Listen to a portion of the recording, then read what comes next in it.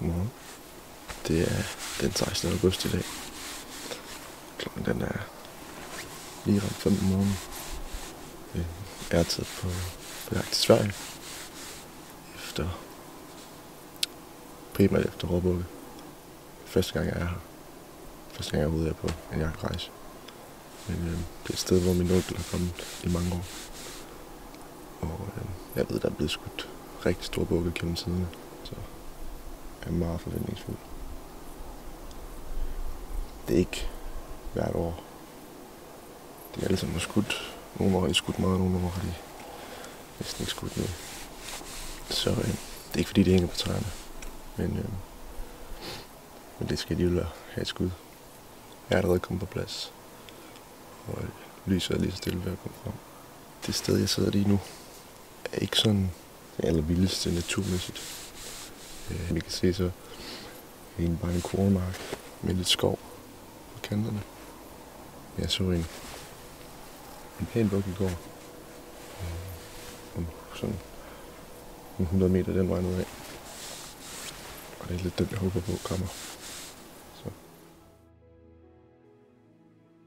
Jeg har ikke siddet der særlig længe, inden at bukken, som jeg observerede dagen før, faktisk kommer gående. Den går godt nok på naboens jagtmarker, så jeg kan desværre ikke gøre så meget ved det. Men den går der i lang stykke tid, og jeg kan tydeligt se, at det er en stor buk. Så det var selvfølgelig fedt at se den, men lidt ærgerligt, at den ikke kom over på vores mark. Så jeg skød desværre ikke noget den første morgen. Dog så var min onkel rigtig heldig og skød en rigtig pæn buk på et stykke, der er lidt længere væk. Men ikke så langt væk fra, hvor jeg sad, der sad min onkels bror Preben, og han skød en rigtig pæn 6'er også. Så det var en rigtig god start på turen og en rigtig fed morgen.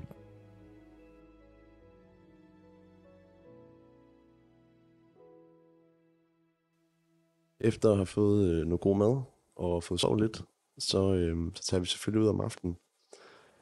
Om aftenen, der har jeg en del dyr til at gå. Men blandt andet så går der en pæn gaffelbuk, som jeg sidder og kigger lidt på. Han går sådan lidt frem og tilbage, så nogle gange er han der, nogle gange er han der ikke. Men efter ikke at have set ham et stykke tid, så kommer han lige pludselig løbende frem. Og jeg tænder så kameraet, for jeg tænker, der kunne godt være noget efter ham. Og ikke mange sekunder efter, så kommer der en buk løbende i samme retning. Jeg kan egentlig ikke se, jeg når ikke at se, at det er den store buk, men det kan jeg så se på videoen, at det er. Men de bliver så gemt bag en stor busk. Og lidt senere så kommer gaffelbukken så frem ude på naboens græsmark. Og jeg sidder egentlig bare og kigger lidt på ham. Det er jo ved at blive mørkt. Det er et godt stykke tid efter solnedgangen her. Så jeg prøver at se, hvor meget lys jeg kan få igennem. Jeg kigger der, hvor tydeligt bukken står, når det bliver mørkt. Og imens jeg har siddet og kigget på gaffelbukken, og det er blevet rigtig mørkt, så kan jeg så se, at der går en buk, eller et dyr, ude på marken, som jeg egentlig godt må skyde på. Og jeg kan godt fornemme, at det er den store buk, men det er så mørkt, og alt er sløret i kikkerten, og det er nærmest bare en silhuet. Så jeg vælger ikke at skyde, selvom bukken er meget tæt på. Men ja, hvis det nu ikke var en buk, så er det bedre at lade være. Han fortsætter op ad en vej, der løber bag mig, og der bliver han lyst op af gadelamperne, og jeg kan se, det er ham. Så han var der, men jeg fik desværre ikke skudt ham. Preben, min onkels bror, han satte ud et andet sted her om aftenen, og skød en rigtig pæn 6'er. Så ja, han fik jo også en om morgenen, så det var en god aften alligevel.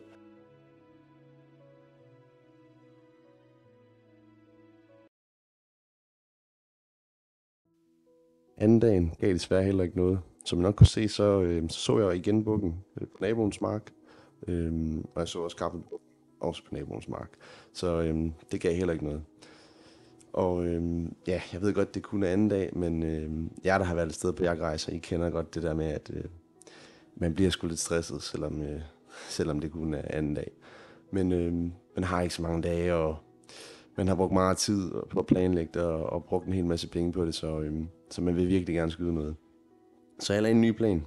Jeg vil sætte mig ud til en kløvermark, som ikke er så langt fra den hytte, vi bor i. Min onkel og dem, han har været på jagt med, de har erfaret, at kløvermarker, det er simpelthen effektivt. Der har de skudt rigtig mange dyr gennem årene. Så det skulle jeg et forsøg.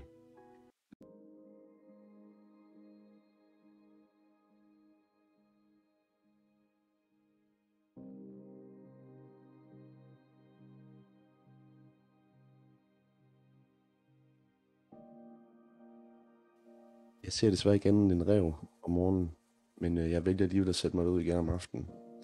Øhm, og om aftenen, der er det noget helt andet.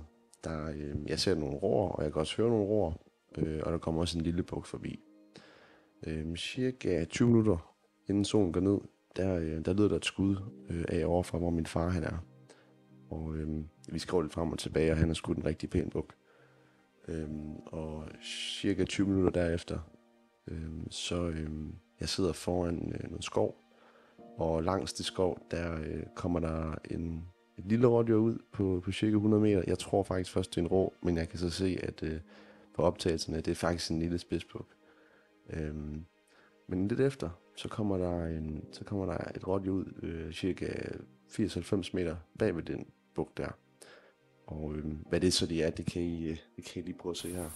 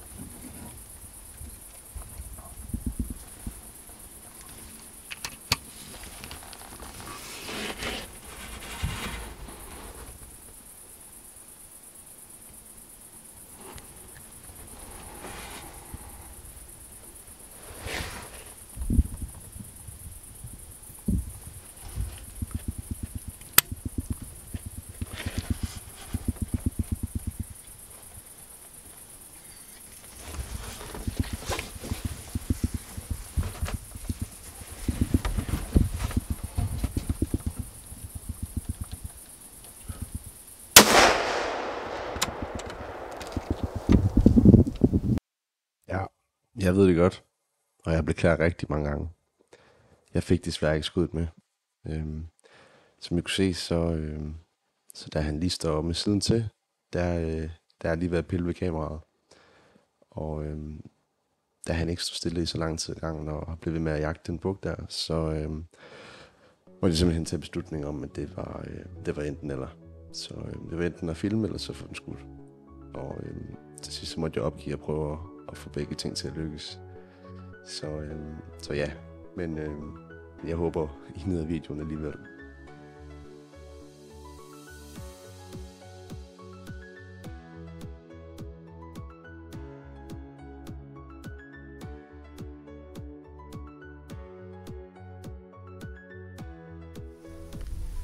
Her ligger han så. Virkelig en flot buk, synes jeg. Helt kraftig 600. Ikke en medalje, men altså, det ved jeg sgu ikke engang. Det kan sgu godt være. Det hedder med en flot. Det er klart min største buk, og så videre. Virkelig en fed oplevelse. Så i den her natur. Det er helt vildt. Jeg var begyndt at blive lidt stresset. Fordi det er jo kun 3 dage, men I ved, hvordan det er at komme afsted. Og de andre skyder, man ikke selv skyder noget. Nu kan man slappe lidt mere af. Det er virkelig fedt. Så jeg er virkelig glad.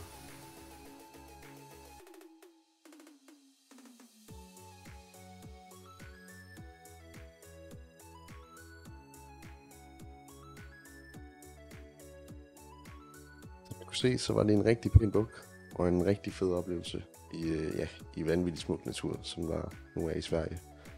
Det var den sidste buk, vi skød på turen. Så den helt store, den fik vi desværre ikke. Men det er jo sådan, det er at gå på jagt. Det har alligevel været en mega fed tur, og jeg håber, jeg kan komme med en gang i fremtiden. Og tage jer med også. Men indtil da, så vil jeg ønske jer knæk og bræk, og tusind tak, fordi I kiggede med.